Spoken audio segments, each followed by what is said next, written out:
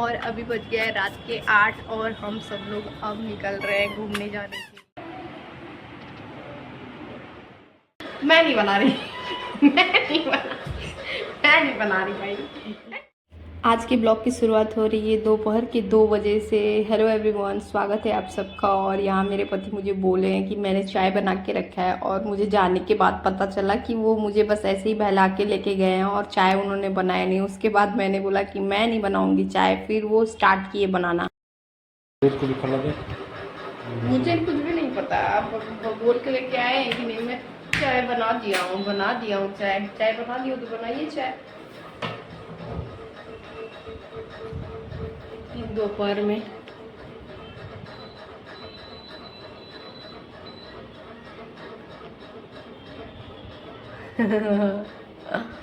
बच्चे सो गए थे और हम लोग इसलिए नहीं सोए क्योंकि हमें घूमने जाना था। तो हमें 5 बजे तक मैंने सोचा कि तब तक बच्चे सो जाते हैं, तब तक मैं बाकी सारे काम कर लेती हूँ। इसी बीच इनको सूझा कि चाय पीते हैं चलो इतनी गर्मी में। तो मैंने सोचा कि, और मैंने बोले कि मैंने बना के रखा हुआ है, तो मैंने सोचा कि चलो ठीक है, चलो बना दिया है अभी तो पीते हैं। मैं भी थोड़ी देर सोची कि मैं लेट जाऊँ, लेकिन जैसे ही मैं लेटी ये वॉशरूम से आया और इन्होंने बोला मुझे कि नहीं मैंने चाय बना दिया है। और किचन का जो रूम हमने सेट किया वो इधर है, तो मुझे पता भी नहीं चला कि बनाए कि नहीं बनाए। फिर मैं आई देखी तो कुछ भी बनाया नहीं था। फिर मैं आई तो अब आ गए तो बोले कि चलो मैं बनाता हूँ अब। मैंने भी सोचा कि चलो आज संडे को पूरा ही फन डे बनाते हैं और पूरा दिन फन करते हैं। फिर हमने मस्ती करते करते हमने चाय बनाया।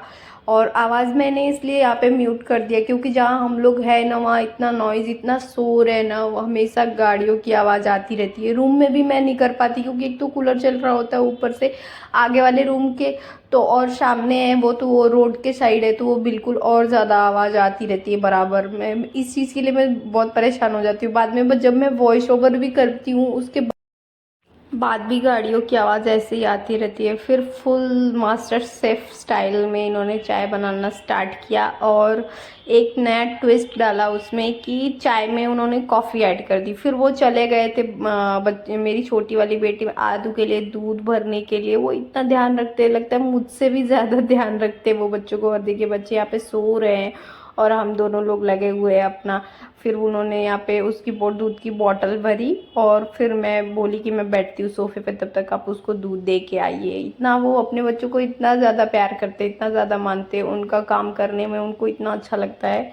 और मैं भी करती हूँ जब वो नहीं होते हैं तो, लेकिन जब वो होते हैं तो ज़्यादातर वो खुद ही कर देते हैं। फिर हम लोग यहाँ पे सोफे पे अपने चाय की डेट के लिए बैठ गए और मज़े से बात करते करते कब कैसे जाएंगे घूमने के लिए, किस टाइम पे चले, क्योंकि धूप भी बहुत हो जा रही है। तो फिर हम लोगों ने सोचा कि मतलब थोड़ा शाम हो जाए, थोड़ी रात ही हो जाए तो ही चलेंगे। फिर उसके बाद हम चाय पीने के बाद फिर मैंने कपड़े वगैरह निकाल दिए थे धीरे धीरे, कि मतलब आवाज़ भी ना हो, वो लोग उठे भी नहीं। और अभी 3 बज रहा था तो मैंने सोचा कि 2 घंटा तो हम लोग आराम कर सकते हैं। तो फाइनली हम लोग, हमारी चाय की क्रेविंग ख़त्म हुई।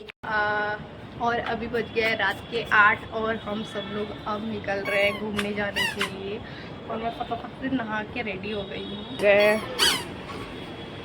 और रात में आपको दिखा रही कितनी रात हो गई है ये। और अब हम चल रहे हैं क्योंकि पतिदेव भी अब रेडी हो रहे हैं। बस मेरा मैं स्टिकर और ये हो गई मैं रेडी। कुछ ऐसा था मेरा पूरा लुक। मैंने सिंपल से यहाँ पे कॉटन का कुर्ता डाला था और ब्लैक जीन्स डाली थी।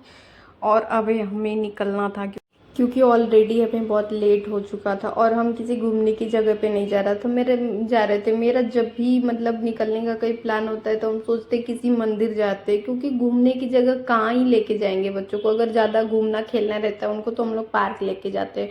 तो हम लोग जाने वाले थे बड़े गणेश जी के मंदिर पे। और फिर फटाफट से हम निकल गए और ये लिया हमने प्रसाद। प्रसाद में हमने मोदक पैक करवाया और उसके बाद ये कुछ दुर्वा लिया और ये है बनारस की गलियाँ। फिर हम मंदिर पहुँचे और उसके बाद हमने दर्शन किया बड़े गणेश जी का। फिर उसके बाद थोड़ा परिक्रमा वगैरह किया। उसके बाद बहुत सारी ब्लेसिंग्स ली और मैंने थोड़ा यहाँ पे मेरा जो भी मंत्र था उसके बाद मैंने गणेश जी का एक मंत्र होता है वो मैंने किया। जो कि मम्मी ने मुझे बताया था कि मतलब अगर वहाँ जा रही हो तो ये मंत्र का 108 बार जाप कर लेना। तो वो मैंने किया। उसके बाद हमने ब्लेसिंग्स ली। आई होप आप लोगों को भी दर्शन हो गया होगा, आप लोगों को भी उतनी ही ब्लेसिंग्स मिली। बाकी जो भी मंदिर यहाँ पे थे उसमें भी हमने दर्शन लिया। और यहाँ मेरे महादेव का एक शिवलिंग था, वहाँ पे हमने दर्शन किया। और जैसे जैसे मैं कर रही थी बच्चे भी वैसे वैसे सेम सेम, वो कहते हैं ना कि जैसा आप करोगे बच्चे भी बिल्कुल देख देख के वैसे ही सीखते हैं। तो जैसे जैसे मैं हर मंदिर के सामने जाके मत्था टेक रही थी वैसे मेरे बच्चे भी जाके वहाँ पे मत्था टेक रहे थे। मैं जैसा करती हूँ सेम टू सेम वो तुरंत कॉपी करते हैं। अगर मैं अच्छा करूँ तो अच्छा। और प्रीशा यहाँ पे घंटी बजाना चाहती थी क्योंकि मैंने घंटी बजाया और उसको नहीं मिला। तो फिर और ये वीडियो ले रहे थे तो नहीं तो फिर ये गोद में लेके करवा देते। फिर हर मंदिर पे यहाँ पे मतलब कुछ तो ऐसे गणेश जी का छोटा सा एक मूर्ति था। फिर उसके बाद यहाँ पे आनंदेश्वर ऐसे महादेव करके एक छोटा सा शिवलिंग था। फिर मैं यहाँ पे आई और यहाँ पे मैंने प्रार्थना की। उसके बाद बच्चे भी यहाँ पे आए। आदू भी मतलब देख के सब जैसे हम लोग कर रहे थे वैसे वैसे कर रही थी, हमारे साथ में धीरे धीरे घूम रही थी। ये तो है कि हम लोग मतलब जाते हैं तो बच्चे कहीं भी परेशान नहीं करते। ये नहीं कि आप कहीं घूमने जाओ या कुछ करने जाओ तो वो रोने लगे। फिर हम लोग निकल रहे थे और ये यहाँ पे फिर से अपने बच्चों की सेवा में लगे हैं। देखिए वो उसको सैंडल पहना रहे। ज़्यादातर काम जब ये साथ में होते तो ये खुद ही करते हैं।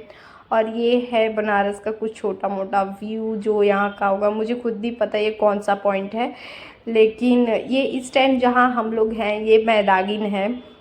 और बनारस की भीड़ देखिए आप, इस टाइम तो अधिक मास भी चल रहा है, इसके वजह से नहान के वजह से बहुत ज़्यादा मतलब भीड़ हो रखी है।